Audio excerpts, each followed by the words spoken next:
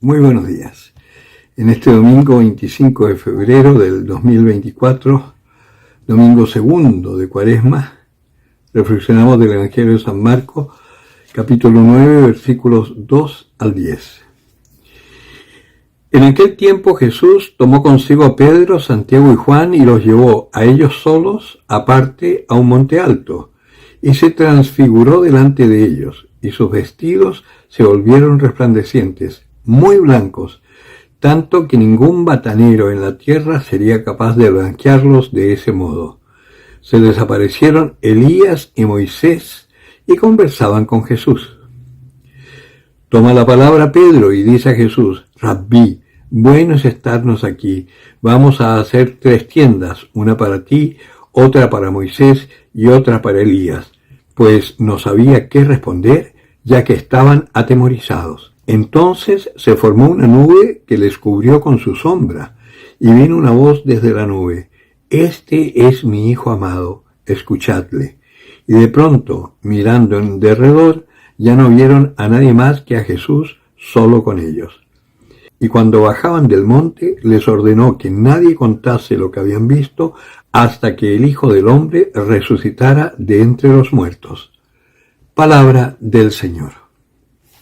En el tiempo en que estamos, en Israel, en esta época, se hacía un acto de penitencia que consistía en dejar las comodidades de la casa e ir afuera de la ciudad y vivir en tiendas, para recordar el tiempo del desierto, en donde en medio de la precariedad siempre apareció el Señor sosteniéndolos, para que recordaran también su propia precariedad en el día de hoy. En la época de Jesucristo ya no se salía afuera, sino que la gente subía a las terrazas de sus casas. Recuerden que en Israel las casas eran planas, no tenían techo de 2 aguas como nosotros, sino que había una terraza arriba.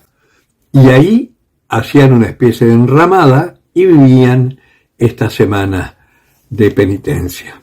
Por eso es que Pedro dice que bueno estar aquí, hagamos las 3 tiendas. Porque además en esa época siempre se esperaba que llegara algún convidado para acogerlo, también en espera de este Mesías que se haría mucho más claro el día de la Pascua, cuando celebraran el paso del Señor, que ellos esperan que en la Pascua venga el Mesías, y por eso siempre hay un momento en que el más pequeño de la casa va y abre la puerta del hogar, mientras están celebrando la Pascua en la casa, para que así entre el Mesías. Nosotros eso no lo hacemos porque ya sabemos que el Mesías vino.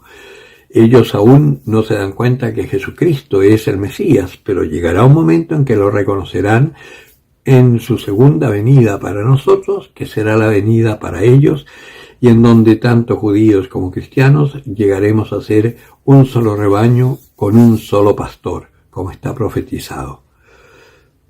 Pues en este momento el Señor les está manifestando a sus discípulos, a aquellos que Él ha elegido para que lleguen a ser cabeza de sus hermanos, Pedro, Santiago y Juan. Pedro, el que llegaría a ser la cabeza de los cristianos en Occidente. Santiago, que llegó a ser cabeza de los cristianos en Jerusalén, patriarca de Jerusalén.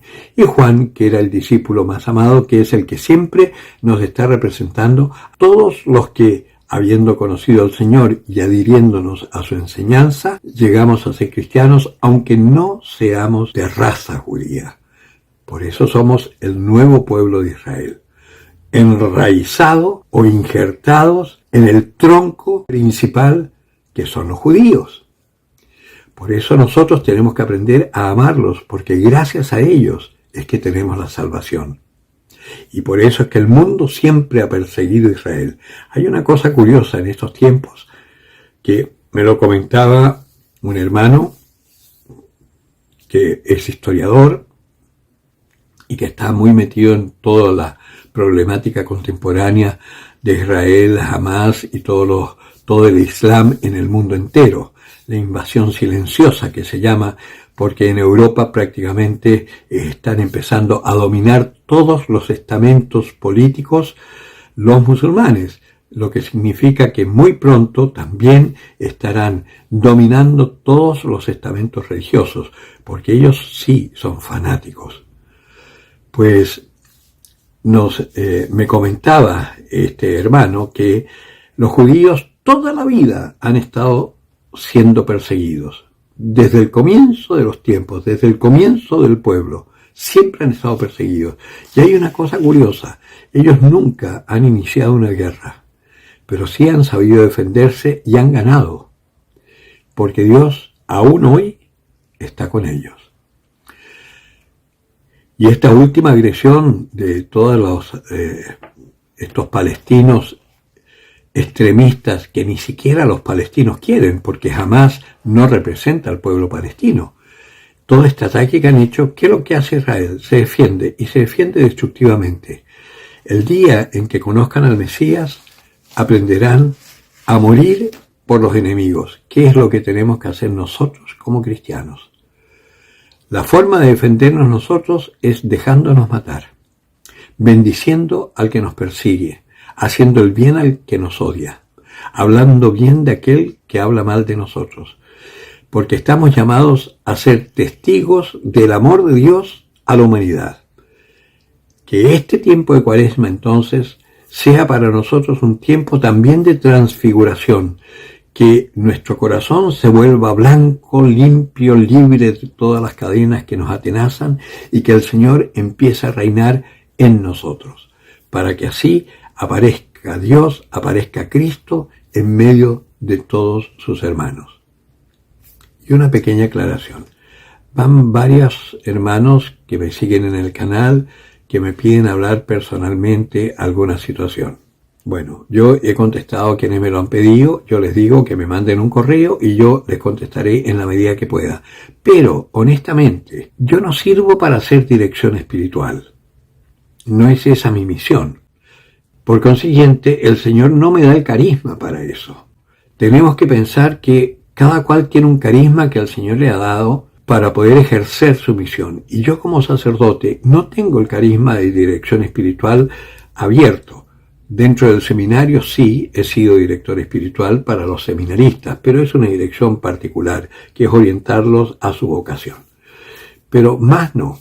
Entonces, les recomiendo, más que pedir a mí que les dé algún consejo o les haga una dirección espiritual, les recomiendo que estén atentos, busquen cerca de su casa alguna parroquia que tenga el neocatecumenado, porque si en algo yo les sirvo y lo que digo les ayuda, es porque hice el catecumenado y el Espíritu Santo está activo en mí, pero no soy yo.